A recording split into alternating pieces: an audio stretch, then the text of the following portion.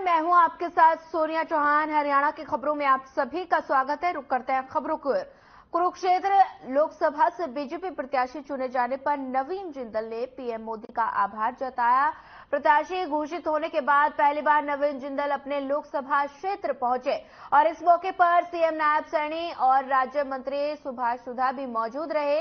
नवीन जिंदल ने कहा कि उन्हें भरोसा है कि उन्हें कुरुक्षेत्र की जनता का प्यार मिलेगा और इस मौके पर सीएम नायब सैनी ने कहा कि हरियाणा के 10 की 10 सीटों पर बीजेपी की जीत होगी।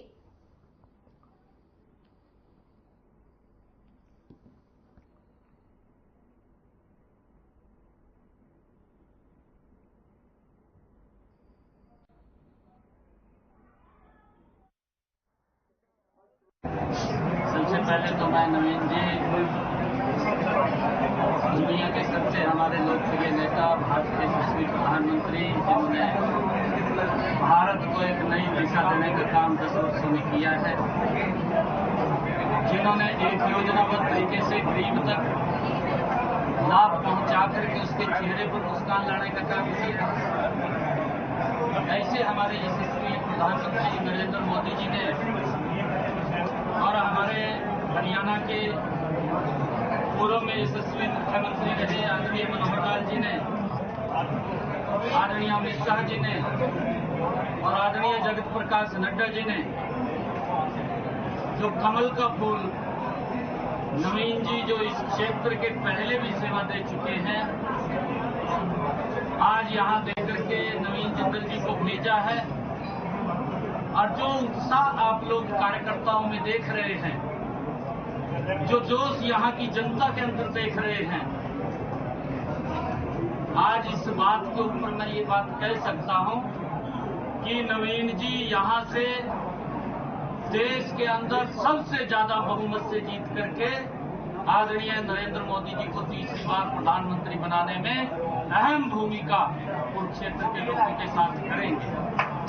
मैं बधाई देता हूं नवीन जी को, क्योंकि बहुत सारे काम नरेंद्र मोदी की सरकार ने किए, चाहे किसानों तक 6,000 रुपए पहुंचाने की बात है, चाहे किसानों को सुरक्षित करने की बात है, प्रधानमंत्री फसल बीमा योजना की बात है, चाहे देश के अंदर नरेंद्र मोदी की सरकार ने 4 करोड़ से ज्यादा आवास गरीब लोगों को बना करके चाबी सौंपने का लगातार काम कर रहे हैं, चाहे उन बहनों को, माताओं को जिनके घर के अंदर गैस का सिलेंडर कनेक्शन नहीं था, 9.5 करोड़ बहनों के घर के अंदर गैस का कनेक्शन सिलेंडर पहुंचाने की बात है, और चाहे उन माताओं बहनों को जो सूर्य के ढलने का इंतजार करते थे, लगभग 11.5 करोड़ से ज्यादा शौचालय बना करके देने का कार्य किया है। और चाहे मनोहर लाल जी की जो हरियाणा के अंदर नीतियां रही है,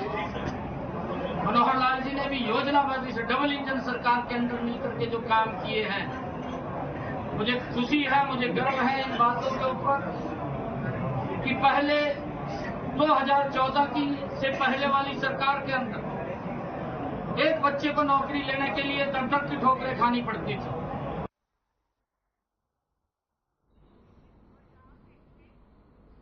हरियाणा के पूर्व मुख्यमंत्री मनोहर लाल अंबाला में पूर्व गृह मंत्री अनिल विज के निवास पर उनसे मिलने पहुंचे थे और इस दौरान विज ने पूर्व सीएम का स्वागत किया और साथ ही दोनों ने होली के पावन अवसर पर एक दूसरे को रंग लगाकर शुभकामनाएं भी दी। और इस मौके पर बता दें कि दोनों के बीच कई मुद्दों पर बातचीत हुई और वहीं मीडिया से बातचीत करते हुए पूर्व सीएम ने कहा कि होली का त्योहार खुशियां बांटने का होता है और उन्होंने कहा कि इस मुलाकात के दौरान हम दोनों ने एक दूसरे से पुरानी यादें साझा की है।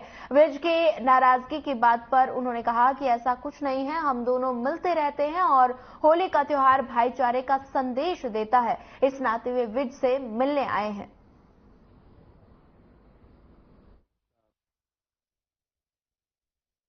हमारा कोई उठा हुआ मामला नहीं है।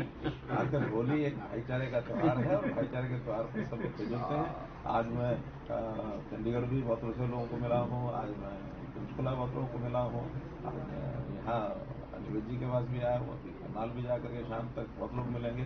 तो ये दिन वास्तव में तो मिलने जुलने का रहता ही है, और मिलने जुलने का रूठों को मनाने का विषय नहीं होता। भाईचारा कायम रहे उस नाते से लगातार मिलने जुलने का एक होली का। अब सब मिलते हैं, सबको रूठे थोड़ी होते हैं, सब अपने होते हैं, अपनों से मिलते हैं। धन्यवाद।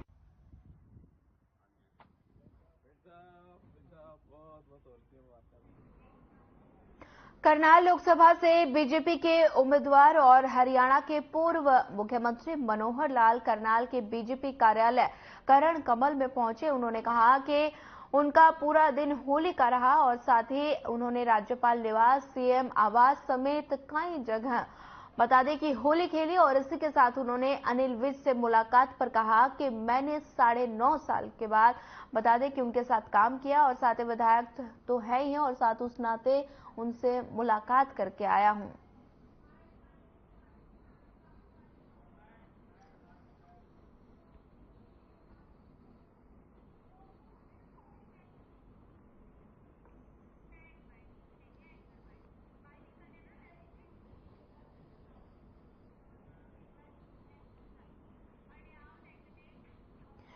इनेलो प्रधान महासचिव अभय चौटाला ने प्रेस कॉन्फ्रेंस की और इस दौरान बता दें कि प्रेस कॉन्फ्रेंस में अभय चौटाला ने बीजेपी पर जमकर हमला बोला और साथ ही अभय ने इस दौरान कहा कि इस सरकार ने मेवात में भाईचारा बिगाड़ने का काम किया है, लेकिन जनता इस षड्यंत्र को पहचान गई है।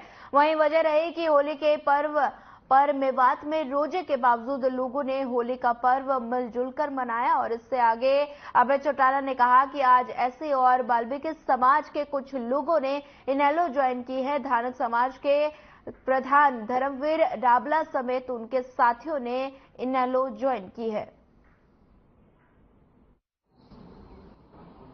होली का महत्व बहुत बड़ा होता है। हमारे यहाँ तो होली के त्योहार में जो साथी एक दूसरे से विवादित होते हैं, जिनका आपस में कोई सामाजिक रिश्ता खराब हो जाता है, इस होली के त्योहार के ऊपर आपस में एक दूसरे को रंग लगा करके उस विवाद को खत्म करते हैं, फिर से अपने भाईचारे को मजबूत करते हैं। और अब की बार की होली तो और ज्यादा महत्वपूर्ण थी। मौजूदा सरकार ने हरियाणा प्रदेश के अंदर जात पात, धर्म, मजहब के नाम पे माहौल खराब करने की कोशिश करी थी। विशेष रूप से मेवात में हिंदू और मुस्लिम के बीच में विवाद खड़ा करके हमारे आपसी भाईचारे को, आपसी ताने बाने को एक खत्म करना चाहते थे, तोड़ना चाहते थे। लेकिन समय रहते वहां के लोगों को इस बात की समझ आ गई कि सरकार का षड्यंत्र है और उन्होंने फिर से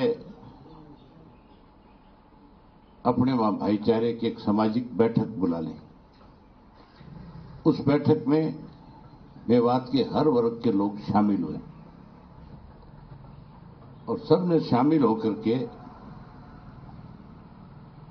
आपसी भाईचारे को मजबूत करने की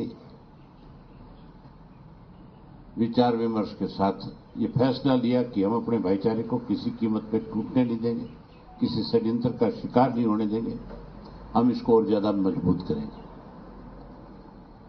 उसी का परिणाम है कि सरकार अपने षड्यंत्र में सफल नहीं हो पाई।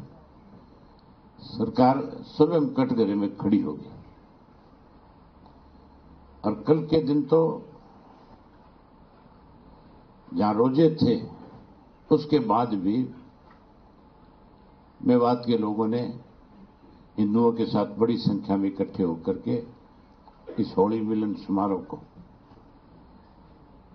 बहुत बड़ा महत्व देने का काम किया। एक अच्छा मैसेज, अच्छा संदेश उन्होंने दिया।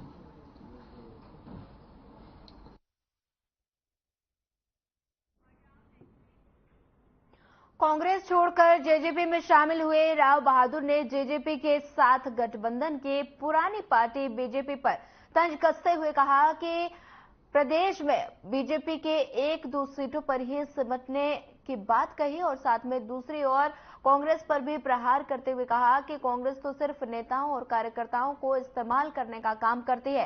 जेजेपी में शामिल होने के बाद इन दिनों राव बहादुर सिंह भिवानी महेंद्रगढ़ संसदीय क्षेत्र के तहत आने वाले जिलों के दौरे पर और लोगों के नब्ज भी टटोल रहे हैं और इसी कड़ी में वे भिवानी पहुंचे थे और जहां उन्होंने जेजेपी बता दें कि बीजेपी और कांग्रेस पर जमकर प्रहार किया और साथ ही 10 में 8 सीटों पर भाजपा की जीत का भी दावा किया। साथ ही उन्होंने कहा कि वे सामान्य वर्कर और चौकीदार की तरह पार्टी में आए हैं और यदि उन्हें पार्टी मौका देती है तो 4,20,000 से अधिक वोटों से इस बार जीत हासिल करेंगे।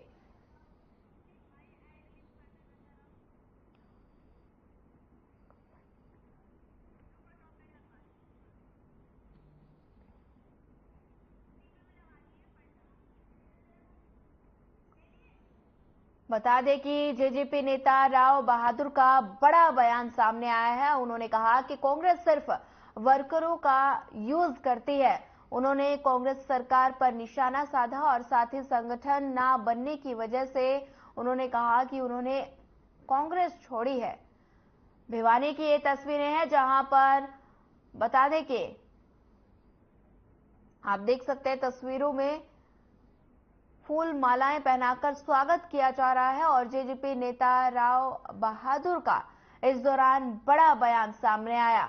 उन्होंने कांग्रेस सरकार को जमकर घेरा। कांग्रेस सिर्फ वर्करों का यूज करती है, ये उन्होंने कहा और साथ ही बता दें कि संगठन में मजबूती न होने के कारण कांग्रेस छोड़ी है।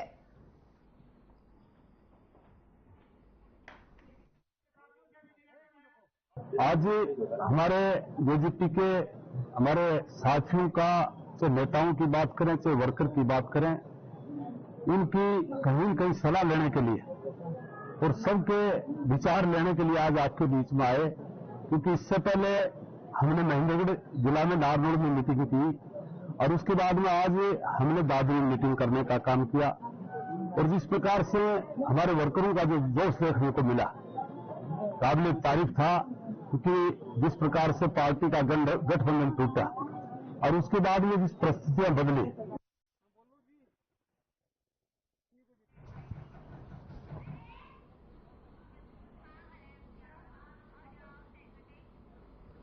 पलवल में 2 मंजिला मकान में भयंकर आग लग गई और पड़ोस के लोगों ने आग को पानी डालकर बुझाने में काफी मशक्कत की। भीषण आग को देखकर आसपास के लोगों में हड़कंप मच गया। वहीं आग की सूचना तुरंत फायर ब्रिगेड को दी गई। सूचना मिलते ही मौके पर फायर ब्रिगेड की गाड़ी आग बुझाने के लिए पहुंची और समय रहते ही घर के लोगों को सुरक्षित घर से बाहर निकाला गया।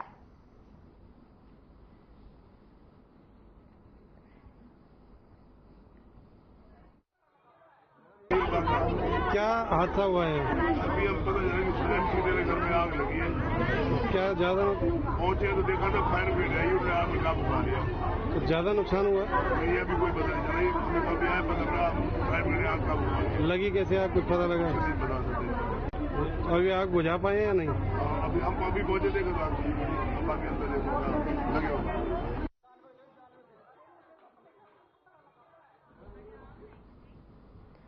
अंबाला में चोरों के हौसले लगातार बुलंद होते नजर आ रहे हैं। चोर ने 2 साल के बच्चे के गर्दन पर चाकू रखकर लूट की वारदात को अंजाम दिया।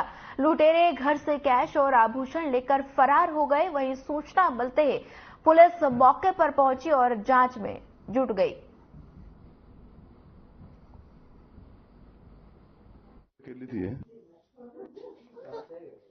ये जो बीडीओ ऑफिस के बैक साइड में एक कॉलोनी में परिवार के सदस्य घर से बाहर गए हुए थे किसी काम के लिए और एक छोटा बच्चा था वहां पे और एक गुड़िया थी 12-13 साल की।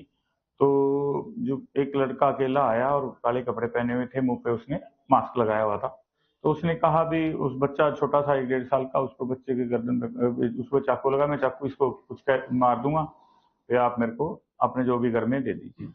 तो उसने बेड में 30,000 रुपए कैश लगभग और एक सोने के अपना कांटे और 2 अंगूठियां और कुछ चांदी के जेवर वो लेके वहां से चले गए और दीवार दूसरी साइड से फांद कर वो भाग गया। सर जैसे घर पे बेटा था मेरा 1.5-2 साल का और बेटी थी 13 साल की। सर वो पीछे से चोर घर में घुस के और छोटे बेटे के ऊपर चाकू की नोक रख के सर वो बोलने लगे कि मैं तुम्हारे भाई को खत्म कर दूंगा जब ना तुमने अंदर से जो घर में है निकाल के दिया। सर बेटी कह रही भी हमारे घर में कुछ नहीं है, लेकिन उन्होंने फिर भी जबरदस्ती उससे वो करा के भी मैं तेरे भाई को मार दूंगा। उस पूरा घर कड़वा के बेड के आवाज हर चीज मतलब उथल पुथल करा के सर वो से निकलवा के सारा कैश और वह जेवरेज जो शादी के बेटी के उसमें बना के रखे थे और मम्मी के उसके वो सारे लेके सर वो फरार हो गया था।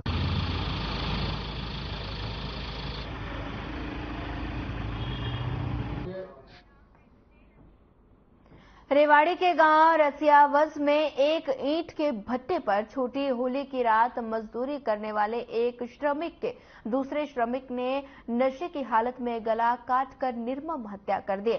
और बता दें कि मामूली कहासुनी होने पर अपने ही श्रमिक साथी के तेजधार हथियार से हमला कर दिया और साथ ही हत्या कर दी और साथ ही वो फरार हो गया, जिसके बाद पुलिस ने कार्रवाई करते हुए अभियुक्त को गिरफ्तार कर लिया और इसके साथ ही आगे की कार्रवाई शुरू कर दी।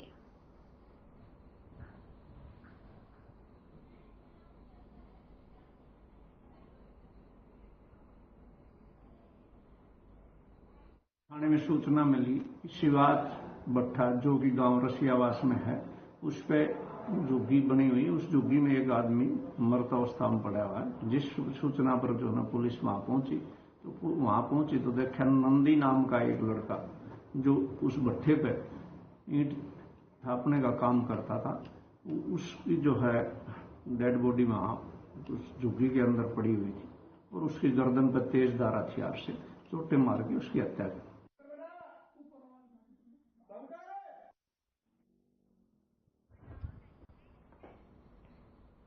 करनाल में नेशनल हाईवे नंबर 44 पर एक भयानक हादसा हुआ जिसमें एक बच्चे की मौत हो गई। दरअसल नेशनल हाईवे के आसपास रहने वाले 4 बच्चे नेशनल हाईवे पर लगे ग्रिल के पास खेल रहे थे और तभी एक तेज रफ्तार डंपर आया और जो दिल्ली जाने वाली सड़क पर था उन चारों बच्चों को उसने कुचल दिया। और बता दें कि एक बच्चे की मौके पर ही मौत हो गई जबकि 3 बच्चे गंभीर रूप से घायल हुए हैं जिन्हें इलाज के लिए करनाल के ट्रॉमा सेंटर में भर्ती कराया गया। वहीं डंपर चालक मौके से फरार हो गया और उसके बाद 200 मीटर आगे जाकर स्थानीय लोग डंपर चालक को उन्होंने पकड़ लिया और इतने में ही पुलिस की टीम मौके पर पहुंच गई और डंपर चालक को हिरासत में ले लिया। वहीं डंपर को भी पुलिस ने कब्जे में लिया है। फिलहाल पुलिस कार्रवाई में जुट गई है।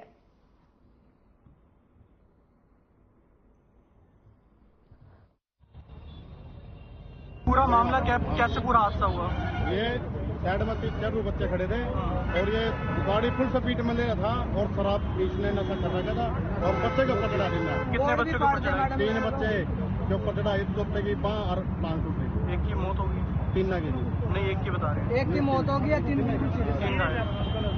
और मैंने सुना पुलिस भी मौके पर नहीं पहुंची। नहीं आई, 2 घंटे के बाद आई। आप देख सकते हैं 1 घंटे के बच्चे यहाँ पड़े थे, कोई सुविधा नहीं, कोई पुलिस नहीं आई। पुलिस को कॉल करा, एम्बुलेंस को करा, कोई नहीं। अब जब सारे काम हो लिया अब आए हैं सारे। क्या हुआ, क्या था? एक्सीडेंट हुआ था। ट्रक वाले ने मारे थे, दूसरी गाड़ी में। बच्चे अभी गंभीर हैं? बिल्कुल गंभीर है, किसी की बात वगैरह किसी की अभी बच्चे कार में बैठे जी, रिक्वेस्ट करके कार वाले से कोई किसी चीज अस्पताल भिजवाया, 3 बच्चों को भिजवाया और एक बच्चा दम तोड़ दिया, यहीं पर है वो। क्या कितनी उम्र है बच्चों की? तकरीबन 7-8 साल।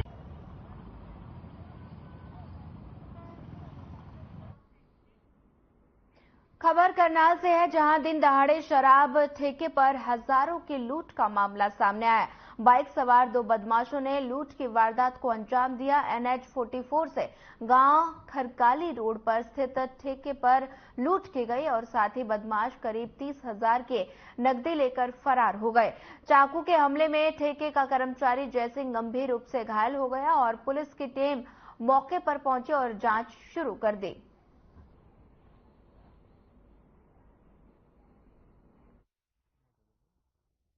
हमारे पास इवेंट आया था भाई नीलकंठ के बैक साइड में जो खरकाली रोड है वहाँ ठेके पे किसी अननोन पर्सन ने वारदात कर दी। हम मौके पे पहुंचे जो करिंदा है उसको अपना हॉस्पिटल में लेके चले गए। कौन थे, किसने हमला किया? जो पीड़ित है कौन थे, कुछ पहचान वगैरह हो पाई, बताया हो कुछ? वो लड़का ही बताएगा जी जो घायल हो।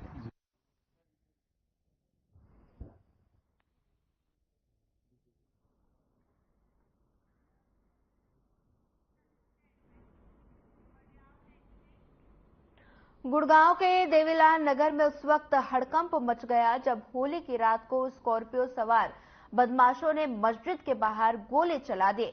गोली चलने की आवाज सुनकर जब लोग घर से बाहर निकले तो आरोपी फरार हो गए और वारदात की सूचना मिलते ही स्थानीय पुलिस मौके पर पहुंची और जांच शुरू कर दी। पुलिस ने यहां लगे सीसीटीवी कैमरे की फुटेज कब्जे में ली है और पुलिस का कहना है कि गाड़ी नंबर के आधार पर आरोपियों की तलाश की जा रही है और जल्द ही उन्हें गिरफ्तार कर लिया जाएगा।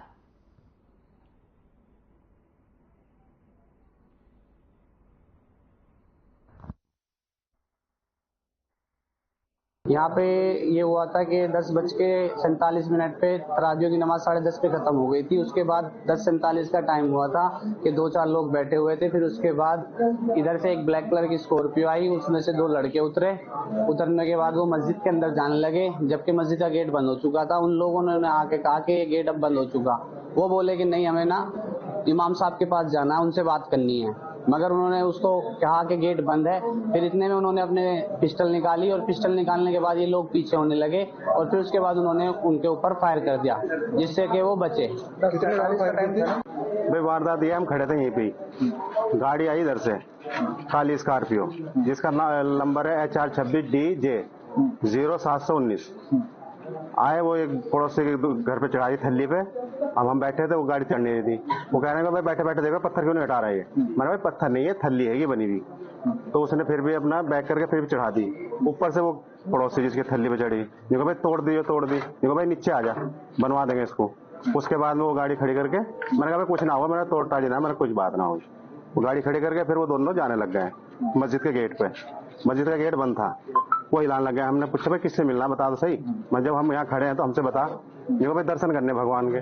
मैंने कहा भाई अब दर्शन नहीं होने गए। मैंने कहा दर्शन दिन में आ जाइए। और मैंने कहा बंद हो गया, अंदर से लिट गए। जैसी अब ये कंप्लेंट देंगे उसके हिसाब से जो सुनने में आया वो 2 लड़के आए स्कॉर्पियो में यहाँ फायर करके हैं। बाकी जैसी ये कंप्लेंट देंगे उस पर कार्रवाई वैसी हो जाएगी, लीगल एक्शन होगा। क्या कोई CCTV फुटेज भी यहाँ पर मिला है? अभी दिया नहीं है, ले लेंगे, सारी चीज मिल जाएगी। फायरिंग कितनी हुई है? एक बता रहे हैं।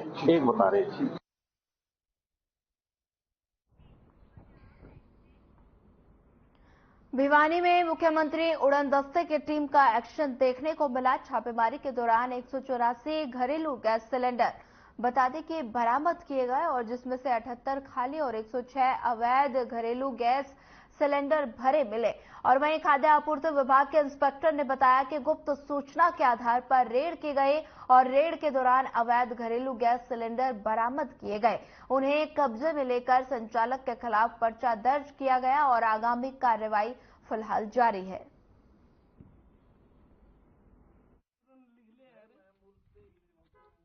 सीएम फ्लाइंग के साथ हमने गुप्त सूचना मिली कि देवनगर कॉलोनी में गली नंबर 6 में अवैध रूप से सिलेंडरों का कारोबार किया जा रहा है। हमने जिसके साथ सीएम फ्लाइंग के साथ मिलकर उनको कब्जे में लिया, जिसमें 106 सिलेंडर भरे पाए गए और 78 सिलेंडर खाली पाए गए। उनमें 7-10 पीस वगैरह ने पता कर दिया गया, नहीं रख सकते रहे सिलेंडर। कुछ सिलेंडर का नाम था, कुछ गो गैस की हैं, कुछ इंडियन की।